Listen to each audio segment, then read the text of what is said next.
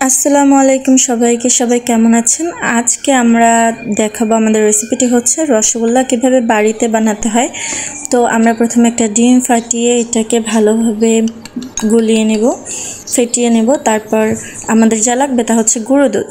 গুঁড়ো দুধ আমরা একটা বাটিতে পরিমাণ মতো নিয়ে নিচ্ছি, এখানে আমরা 1 কাপ নিচ্ছি। তারপর হচ্ছে বেকিং পাউডার, আমরা পরিমাণ মতো বেকিং পাউডার নিয়ে নিয়েছি।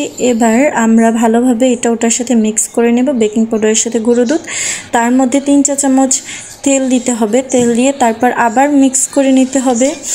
তো এখন আম্মু ভালোভাবে মিক্স করে নিচ্ছে। এবার দিতে হবে আমাদের সেই ফেটিয়ে রাখা ডিমটি দিয়ে আবার আমরা মিক্স করে নেব। তারপর ভালোভাবে আমরা মিক্স করে নেব। তারপর আমরা একটা ডো তৈরি করব।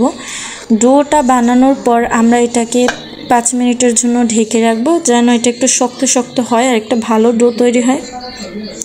তো ঢেকে রাখার পরে উঠিয়ে তারপর এটা আরও ভালো করে মেখে একটা ভালো মতো ডো বানাতে হবে। এই দেখুন কত সুন্দর হয়েছে। এবার এটা দিয়ে আমরা ছোট ছোট কিছু গোল গোল রসমালাইয়ের যেটা মেইন উপকরণ সেইগুলো বানিয়ে নিয়েছি। এবার আমরা রসমালাইটা বানাবো। তো এখন আমরা কড়াইতে পরিমাণ মতো পানি, দুধ, চিনি আর এলাচ দিয়ে নিয়েছে। এবার এটা গরম হওয়ার পর এটার মধ্যে আমরা সেই দুধ দিয়ে যে বানানোর ডোগুলো সেগুলো দিয়ে দিচ্ছি। একটু পরেই কিন্তু ফুলে ফুলে উঠছিল।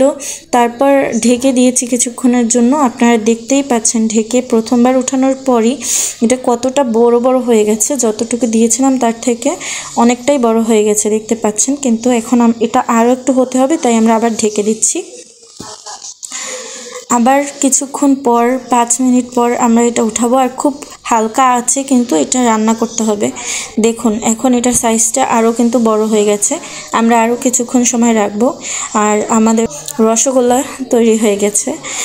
শুধুমাত্র এতটুকু পরিশ্রম করেই কিন্তু অনেক সুন্দর একটা ডেজার্ট রসগোল্লা আপনি কিন্তু ঘরেই বানিয়ে ফেলতে পারেন। আর এটা কিন্তু ঠিক ততটাই সুস্বাদু যতটা আমরা দোকানে খেয়ে থাকি। ইভেন দো এটা তো দোকানের রসগোল্লার থেকেও বেশি সুস্বাদু। আপনাদের ঘরে যখন কোনো মেহমান আসে আপনারা তাদেরকে হাতে বানানো রসগোল্লা সার্ভ করতে পারেন। খেয়ে যখন আপনারা প্রশংসা করবে তখন তো আপনার কাছে খুবই ভালো লাগবে।